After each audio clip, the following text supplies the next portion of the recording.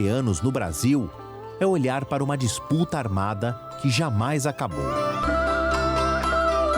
Os desdobramentos da guerra entre as Coreias continuam presentes na geopolítica.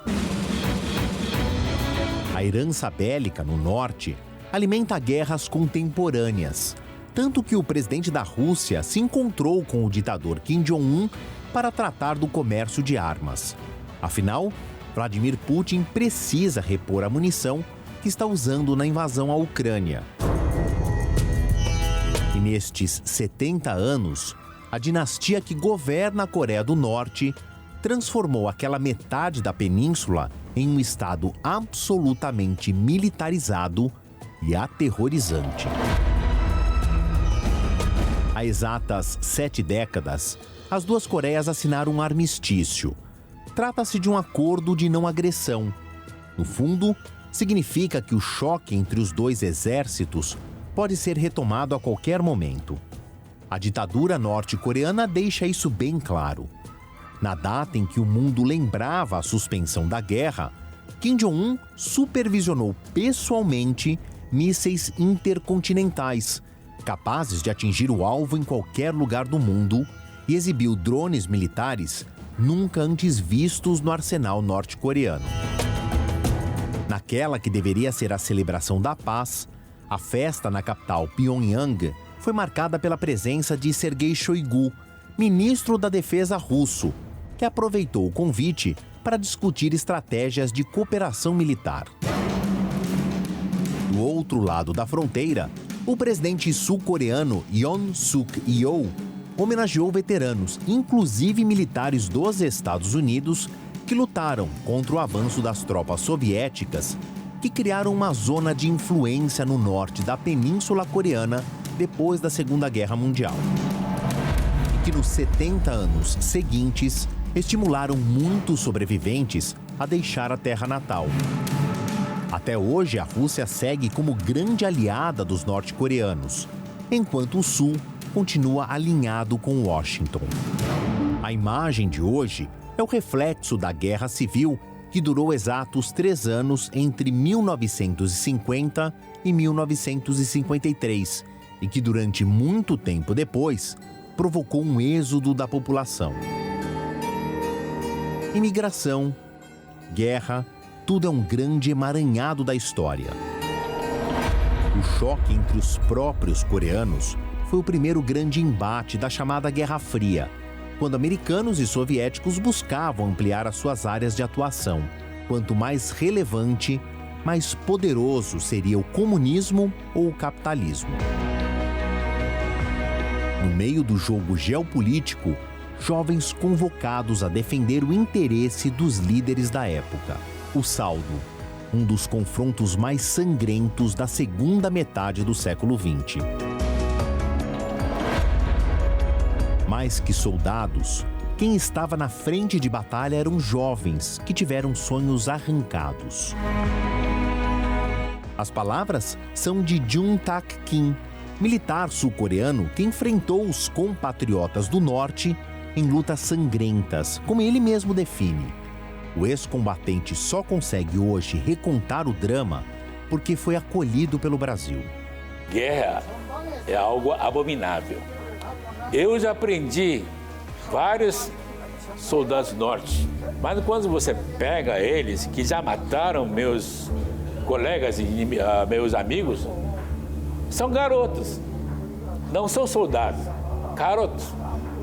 Apesar da morte que está espalhando no chão dos meus amigos, eu sentia uma certa angústia e compaixão, porque, claro, eles são mesma etnia, mesma raça, é quase família, mas é um garotinho que estava lutando, matando o outro.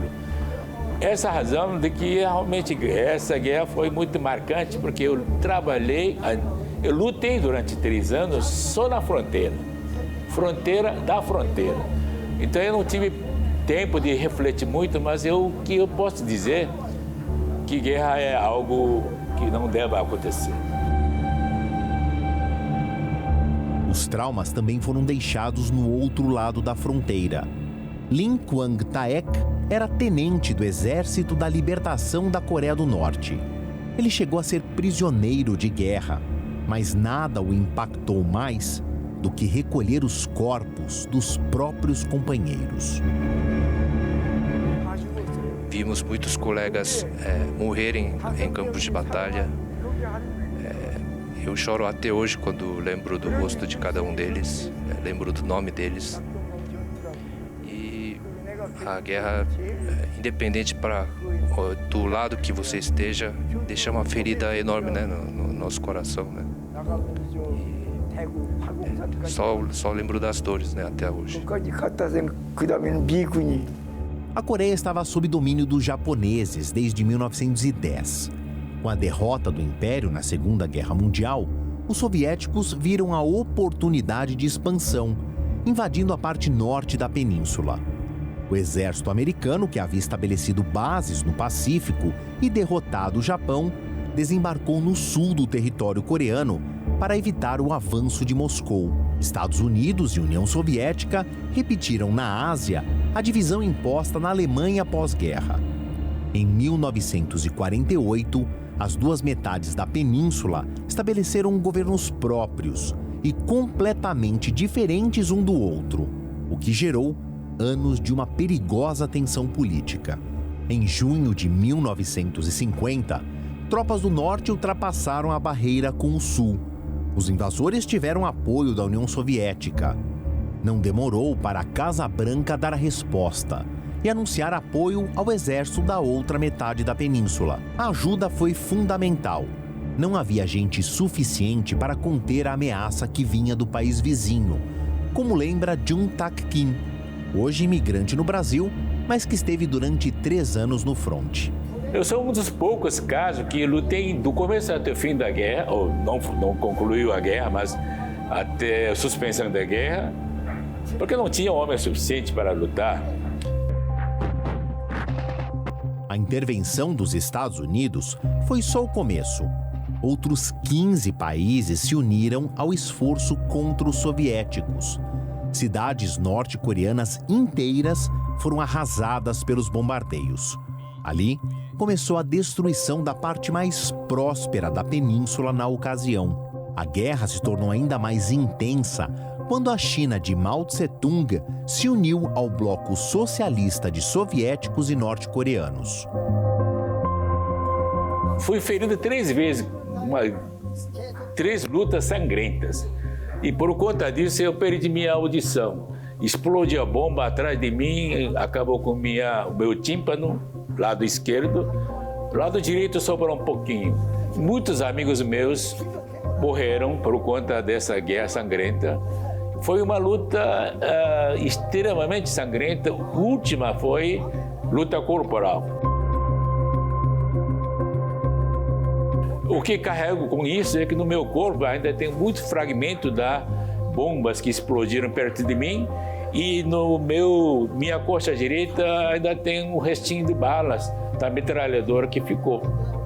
E, claro, aqui no Brasil, mais tarde, fui operado para tirar, mas por muito tempo carreguei tanto a bala como fragmentos das bombas que explodiam junto comigo. Mais de 3 milhões de pessoas morreram nos 3 anos de conflito. 2 milhões deles eram civis. O número de desabrigados se calcula na casa das centenas de milhares. Muitos dos refugiados vieram para o Brasil, pela característica de neutralidade do país. Embora as batalhas tenham entrado para as páginas da história, a memória de quem esteve nas trincheiras jamais se apagará. Coreanos lutaram contra coreanos, né? É como irmãos que se matavam na guerra. O tenente Lin também lembra que muitos militares eram da mesma família, mas foram obrigados a defender lados opostos. Numa guerra, simplesmente eu tenho que matar aquele soldado inimigo, senão eu morreria. Então a gente atirava para matar, para viver.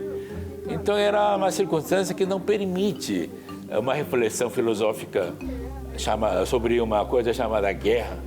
Simplesmente ou eu mato, eu morro.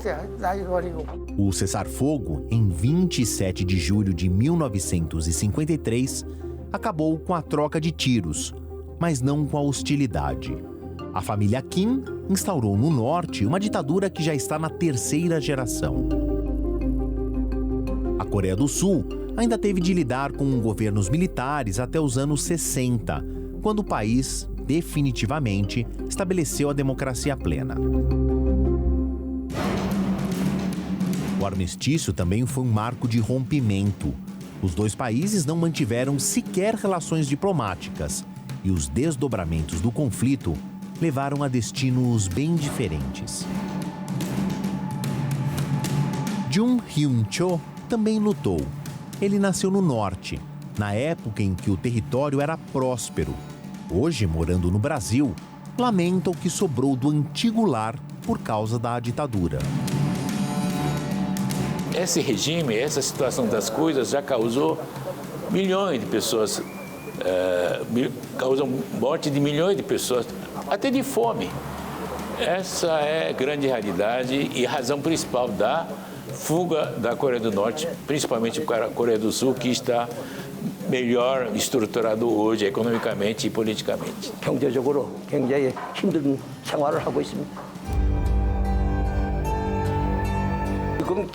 Havia no passado até alguns encontros patrocinados entre dois governos entre as famílias, parentes, numa determinada região na fronteira. Só que como o sistema opressivo da Coreia do Norte é muito, muito eficiente, de tal forma que nenhum dos povos pode se manifestar ou ter contato agora, principalmente com a constatação de que o encontro entre o Norte e o Sul contaminava o povo da Coreia do Norte, porque ao ver seus parentes da Coreia do Sul, criava impacto, isso contaminava, digamos assim, ideologicamente, de tal forma que agora está proibido até isso. Mas tem família lá, eu não consigo nem falar mais, não tem como ter contato. Essa é a realidade. É uma ditadura extremamente fechada. Enquanto a Coreia do Sul se tornou um dos tigres asiáticos e sinônimo de tecnologia, o Norte depende da ajuda humanitária para aplacar a fome de uma população confinada a uma economia que parece ter parado no tempo.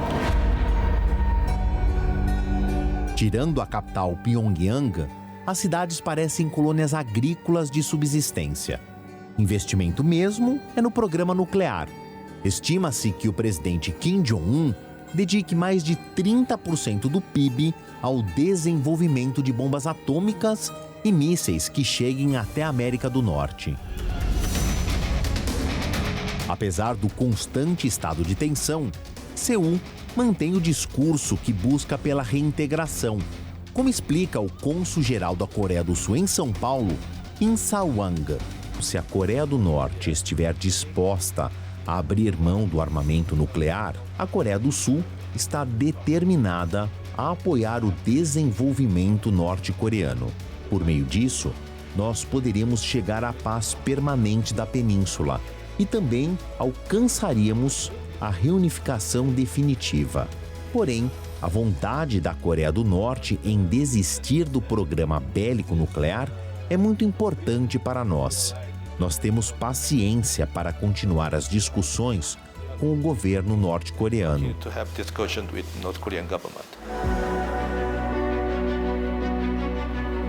E o acordo trará muitos benefícios, não apenas para a Coreia do Sul, mas também para os países vizinhos. Ainda temos áreas industriais que necessitam de mão de obra. O governo sul-coreano está determinado a garantir toda a ajuda para que a economia da Coreia do Norte se desenvolva. E o esforço vai além das fronteiras da península. O Brasil faz parte de uma lista de 120 países onde há uma assessoria à unificação pacífica das duas Coreias. Quem comanda o grupo na sede em São Paulo é Yo Jun-kim, ou o Mestre Kim, como ele prefere ser chamado. O governo da Coreia tem essa PUAC, Conselho de Unificação Pacífica das Coreias, que é órgão constitucional, é presidido pela presidente da República da Coreia, para ver se a gente acha que nós seja um astro principal, que a gente possa ter opinião, para mobilizar, sensibilizar opiniões internacionais. Quem diria a Alemanha um dia para outro derrubar aquele muro? A gente vê muitos desinstabilidade, insegurança econômica ou humanitária na Coreia do Norte. Com essa pandemia, a gente nem sabemos qual situação que eles estão. Então, esperança não morre, mas a gente acredita. Todo passado de 5.000 anos da história da Coreia, separação, unificação, sempre houve. Geralmente, separação é influência de fator externo a outros países que invadiram a Coreia. E a gente conseguia superar isso. Eu acredito, em breve, a acessibilidade de transação comercial ou política vai melhorar e começa a pacificação. E depois, por que não unificação, forma que ambos os povos querem. Em 2018, uma cena reacendeu as esperanças. Os presidentes das duas Coreias se cumprimentaram na fronteira. Um gesto simples mostrou a possibilidade de, pelo menos, um diálogo. Cada um pisou no território vizinho. Mesmo com a imagem tendo entrado para a história, a possibilidade de uma reaproximação ficou ali mesmo.